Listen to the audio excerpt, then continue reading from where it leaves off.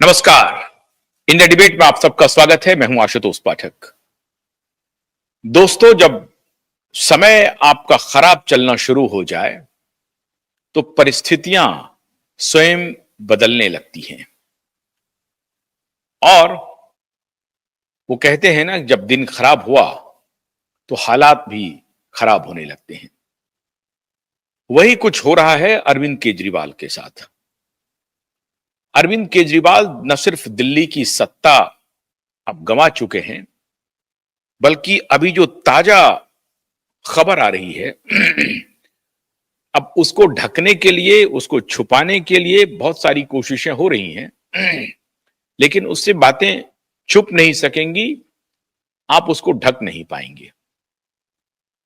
खबर आई रही कि दिल्ली में मिली करारी हार के बाद जो लोग अरविंद केजरीवाल के खिलाफ खुन्नस लगाए बैठे हैं, वो इसी इंतजार में थे कि कब अरविंद केजरीवाल की दिल्ली की सत्ता जाए और वो अपना फन उठाए।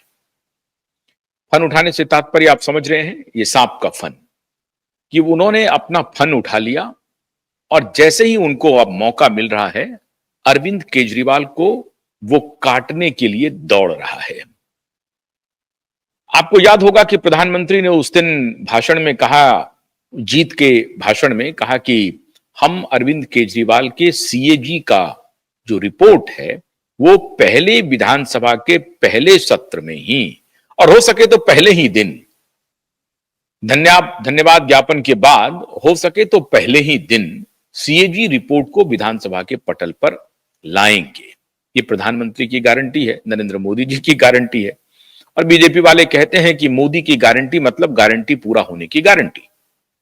तो प्रधानमंत्री जी ने कह दिया है कि हम पहले सत्र में विधानसभा के सीएजी रिपोर्ट लाएंगे। अब हलचल तेज है। बाकी लोगों को लग रहा है कि अरविंद केजरीवाल बहुत लंबे नपने वाले हैं। अब अरविंद केजरीवाल के पास कोई चारा नहीं है।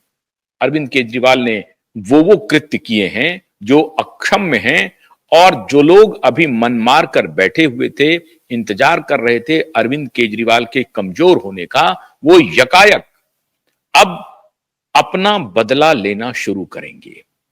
जैसे क्रिकेट में खिलाड़ी, बैट्समैन जो है कमजोर गेंद का इंतजार करते हैं, और जो तेज गेंद होती है, जो खतरनाक गेंदें होती हैं, उसको या तो छोड़ देते हैं या उसका सामने से मुकाबला करते हैं।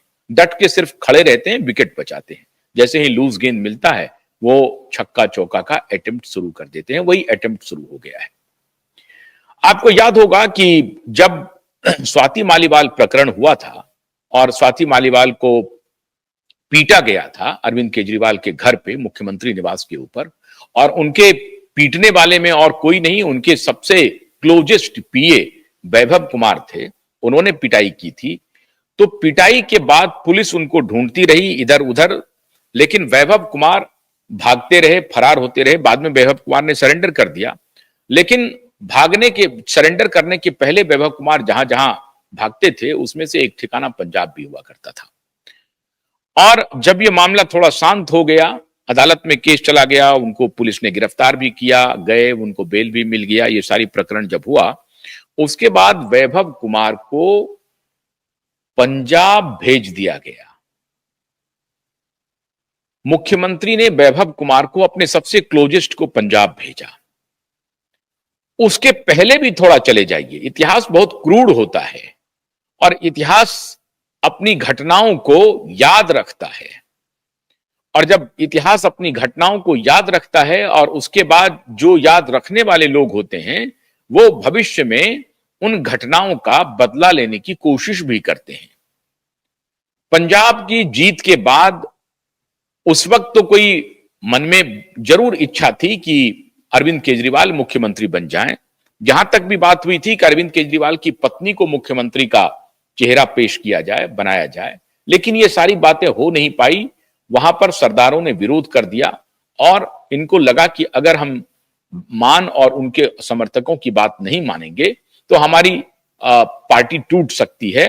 तो वहां ये उल्टे पांव दौड़े दिल्ली की तरफ। उन्होंने कहा कोई बात नहीं है, अभी थोड़ा इंतजार कर लेते हैं।